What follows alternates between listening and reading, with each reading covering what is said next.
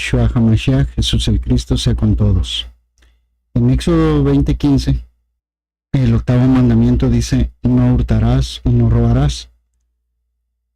Aunque en hebreo el mandamiento está escrito como lotignot, que viene de la raíz ganab, a su vez significa robar,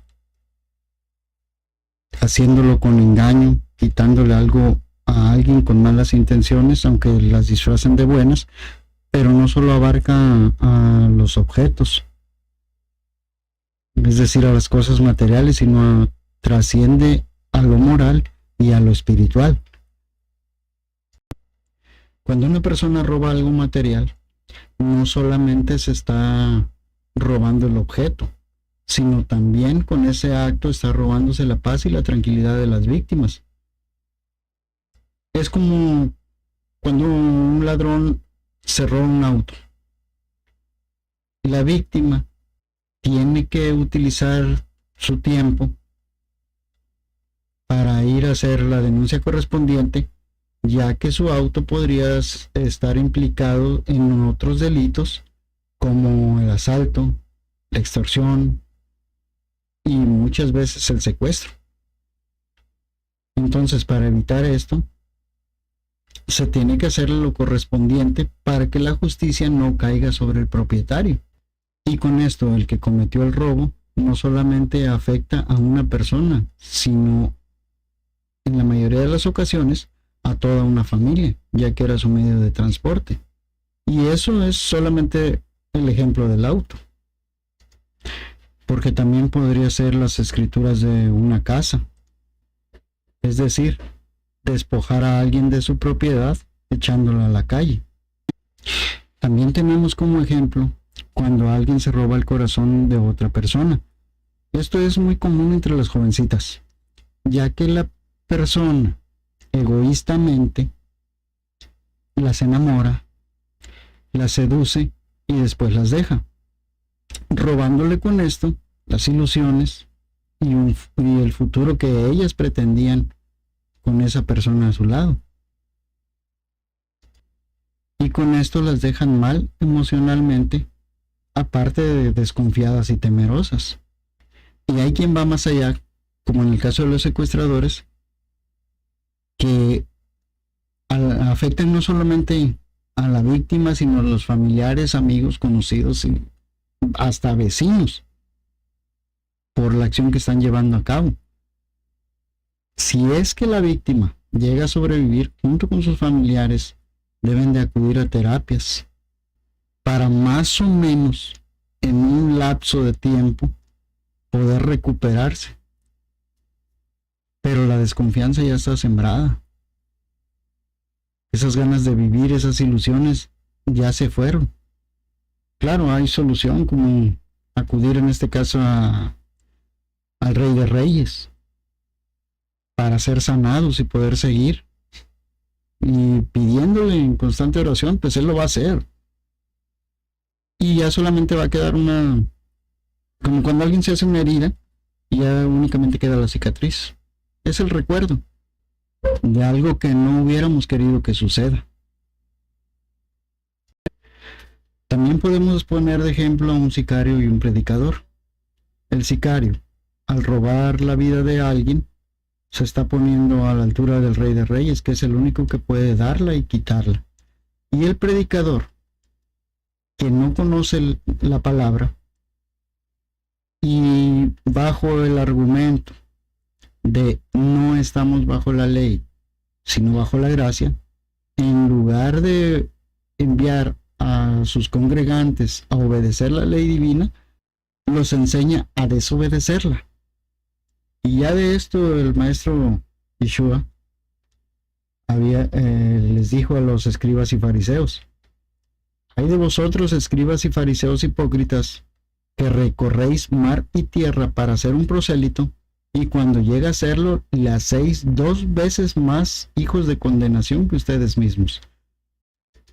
Un prosélito era una persona no judía que se convertía al judaísmo para estar bajo la gracia divina.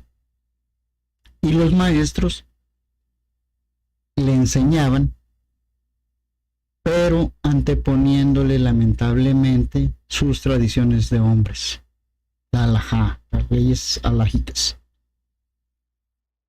A esto se refería el maestro cuando les dijo en Marcos 7:9: hipócritas, bien profetizó de vosotros Isaías, como está escrito: este pueblo con los labios me honra, mas su corazón está lejos de mí, y en vano me honran, enseñando como doctrinas mandamientos de hombres.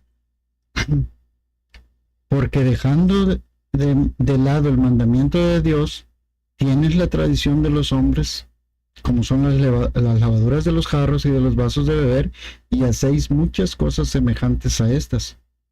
Les decía también: bien invalidáis el mandamiento de Dios para guardar vuestra tradición.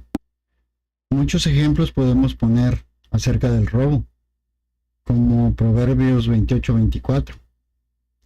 El que roba a su padre o a su madre y dice que no es maldad, compañero es del hombre destruidor.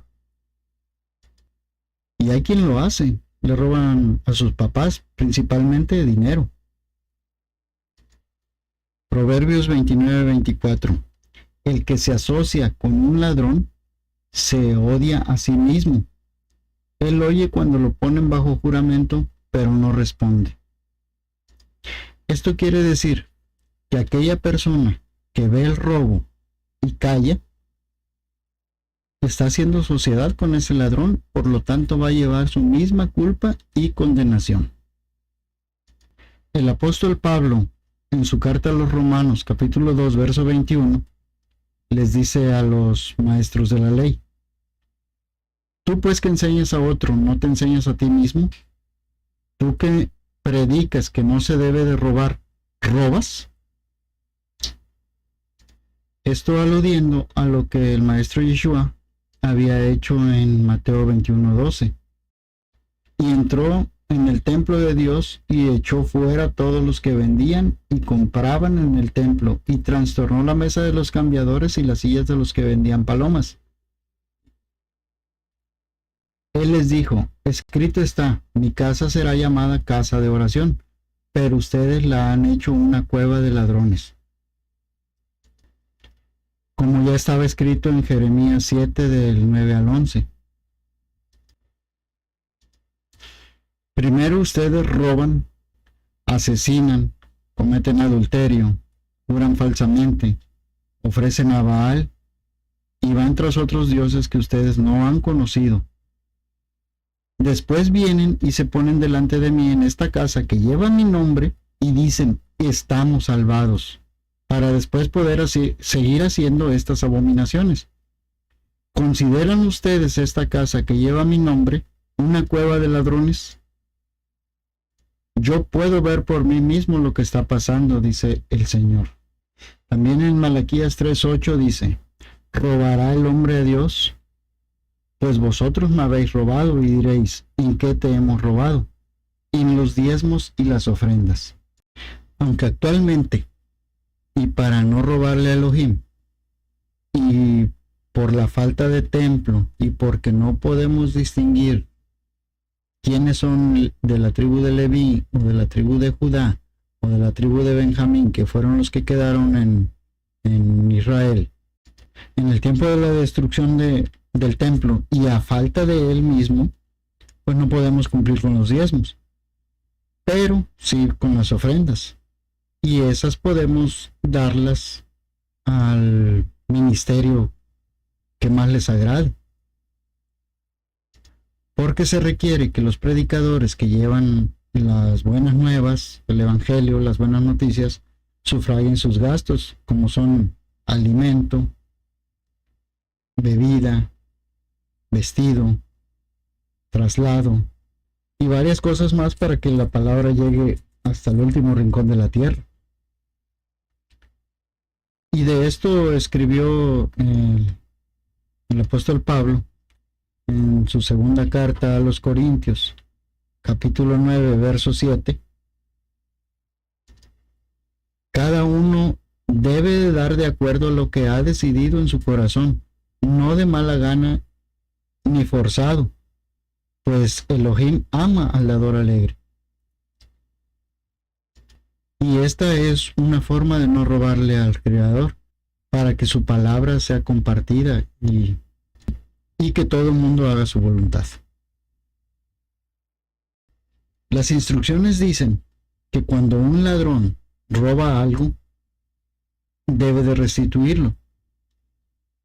En este caso, y en Éxodo 22, del 1 al 4, dice: cuando alguno hurtare buey u oveja, y lo degollare o vendiere, por aquel buey pagará 5 bueyes, y por aquella oveja 4 ovejas, teniendo en cuenta que el ganado eran las posesiones más valiosas de las personas. Entonces, si una persona mataba a un buey o a la oveja, debía restituirlo 5 veces. Al comercializarlo, de sacarle una ganancia. Entonces, debía de restituírselo a la persona agraviada, para que esa persona, no sabemos si de ahí sacaba leche, quesos, mantequillas, o aparte amamantaba, los utilizaba esos animales como nodrizas. Por eso se le debía de restituir 5 veces. El verso 2 dice: si el ladrón fuere hallado forzando una casa, y fuere herido y muriere, el que lo hirió no será culpado de muerte, porque se sobreentiende que no es su propiedad, y ese ladrón pudiera estar armado y hacerle daño al dueño de la casa, posada o granja, etc. Eso sería si sucede de noche, porque en el verso 3 dice: si el sol hubiere salido sobre él, el matador, en este caso pudiera ser el dueño de la casa, será reo de homicidio. Porque si ya salió el sol, ya se puede ver y se puede pedir auxilio a otros vecinos. Sigue: el ladrón habrá de restituir cumplidamente aquello que haya intentado robarse o se haya robado. Dice: mas si no tuviere, será vendido por su hurto. En este caso, esa persona era vendida para ser siervo de alguien y así poder solventar lo que habría dañado o echado a perder en la casa del agraviado. Dice: si fuere hallado con el hurto en la mano, sea buey o asno u oveja vivos, pagará el doble. Porque la persona, cuando ya había salido de esa propiedad, iba por el camino y el dueño o algún amigo del dueño o algún conocido lo encontraba y decía: esa oveja no es tuya, entonces se le podía avisar al dueño y llevarlo junto con la evidencia, y aquel ladrón tenía que dar no solamente ese animalito que se había llevado, esa posesión, sino también tenía que conseguir otro animal más para así restituir al agraviado y que éste quedara en paz. Así vemos que la persona que roba algo, por muy pequeño que sea, se convierte en un ladrón. Y como dice en Juan 10:10, el ladrón solo viene para matar, robar y destruir. Porque con esa acción y de acuerdo a lo que se esté robando, mata la mente, el corazón, la fuerza, la tranquilidad, la paz y un sinfín de situaciones físicas y espirituales. Lo mejor que podemos hacer, y como verdaderos hijos de Dios, además de para honrarlo, es obedecer el mandamiento escrito en Éxodo 20:15. Además de lo que nos dijo nuestro Mesías en Marcos 10:19. Los mandamientos sabes: no asesines, no cometas adulterio, no robes. Además, el apóstol Pablo hace una recomendación en general en la carta a los Efesios, capítulo 4, verso 28. que dice: el ladrón tiene que dejar de robar, más bien debe ganarse la vida honestamente por sus propios esfuerzos. De esta manera puede compartir con los que tienen necesidad. Es decir, que aquella persona que constantemente robaba a otros, mejor ya no lo haga. Sería mejor que consiguiera un trabajo honesto, donde reciba un sueldo, y que con este sueldo pueda ayudar a otros más necesitados, para que ellos también no vayan a entrar en su corazón el deseo de robar, y haciéndose una cadena interminable de ladrones. Que la paz de Yeshua HaMashiach, Jesús el Cristo, sea con todos, y que el Creador resplandezca su rostro sobre aquellos que le aman y guardan sus mandamientos.